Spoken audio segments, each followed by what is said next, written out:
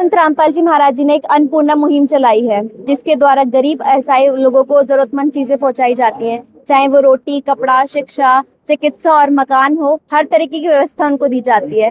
तो आप उस मुहिम के बारे में क्या कहना चाहेंगे? उस मुहिम के बारे में यही कहना चाहूंगी कि ये अलूपर के पास जो ये घर बना के दिया है रवि कुमार जी, सन ऑफ रामेश्वरम, तो वो मैंने खुद अपनी आंखों से देखा है, क्योंकि मेरा पीहर वही है, तो मैंने देखा है। बाकी स्कूल में जैसे अभी पीछे से गए बरसातें कितनी आई थी, घर टूट गए थे, तो मेरे स्कूल के बच्चों ने खुद बताया कि एक दो साल। आप टीचर हैं बाय प्रोफेशन? टीचर हूँ। तो उन्होंने बताया कि हमें रामपाल जी महाराज के उन्होंने आके हमारे मकान ठीक करवाए, रिपेयर करवाए, और जो गिर गए थे एक दो कमरा बनवाया। और ये अन्नपूर्णा के बारे में तो यही कहूंगी, भट्टे पे काम करने वाले हैं कहीं हमारे बच्चों के पेरेंट्स से, तो उन्होंने कहा कि हमें महीने का राशन देकर गए हैं खुद वहाँ के। तो मेरे को बहुत अच्छा लगा। मैंने कहा चलो, कहने की बातें नहीं है भाई, ये धरातल पर भी हो रही है।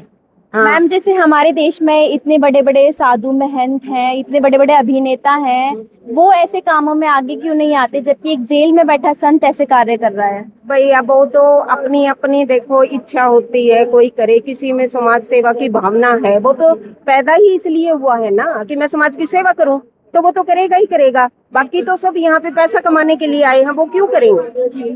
जैसे संत रामपाल जी महाराज जी को आज किसान और गरीब लोग एक तरीके से भगवान का स्वरूप मान रहे हैं और उनको किसान मसीहा के नाम से जाना जा रहा है, तो आपकी क्या राय है इस बारे में? देखा जाए आज के जमाने में, देखो जो किसी के काम आ जाए, किसी के दुख में उसका सहारा बन जाए, तो उसके लिए तो वही भगवान होता है ना। अगर मुझे कोई परेशानी है, मेरे को कोई ऐसी दिक्कत है, तो मेरे को तो तिनके का सहारा भी बहुत होता है। तो ऐसे ही अगर ये महाराज जी उनकी सहायता कर रहे हैं, तो नेचुरल तौर पे उनके लिए तो ये भगवान है, इसमें कोई दो राय नहीं।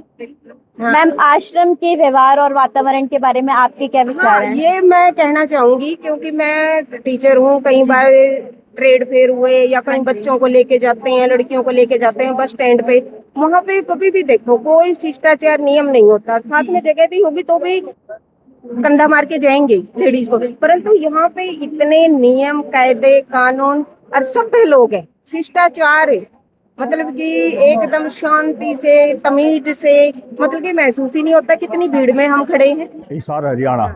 जी सर, आप आज सतलोक आश्रम धनाना धाम में आए हैं, तो किस उद्देश्य से आप यहाँ पर आए हैं? यहाँ पर बस एक विशेष शांति सी मिलती है आगे। आज तक भागदौड़ की जिंदगी में पुलिस विभाग में रहे, भागदौड़ रही है। हालांकि बरवाड़ा उधर भी जाते थे आश्रम में, लेकिन यहाँ आके पूरा टाइम लगा के पूरी फुर्सत में आके एक विशेष शांति का अनुभव होता है। क्योंकि हमने ये सुना है कि लोगों ने हमें ये भी बताया कि यहाँ पर आके एक बहुत ही अच्छी शांति, एक पॉजिटिव एनर्जी फील होती है, तो आपको वास्तव में वो फील हुई? बिल्कुल बिल्कुल, बड़ी शांति मिलती है, पॉजिटिव एनर्जी मिलती है यहाँ आके। सर यहाँ मतलब जैसे भागदौड़ में कोई परेशानी या कोई होती है, यहाँ आके सब शांत हो जाता है। मतलब एक समाज का जो वातावरण है और जो आश्रम का जो वातावरण है, उसमें बहुत फर्क देखने को मिलता है। बहुत ही, हाँ, बहुत ही सराहनीय है। एक इंतजाम बहुत अच्छे हैं यहाँ के। सर, यही जानना चाहूंगी आपसे कि यहाँ की व्यवस्थाओं के बारे में, यहाँ के भक्तों के व्यवहार के बारे में आप क्या बताना चाहेंगे? बहुत अच्छी सुव्यवस्थित व्यवस्था, बहुत अच्छी है यहाँ की। हर चीज की सुविधा है, हर चीज का वो है, सभी का ध्यान रखा जाता है।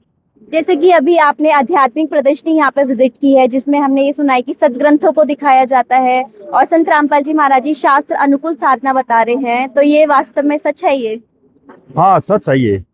ये पूरे देखने के बाद एक अनुभव होता है भाई इस चीज का भी, ये कहाँ से क्या किस तरह से हुआ है। धन्यवाद मैम। Thank you.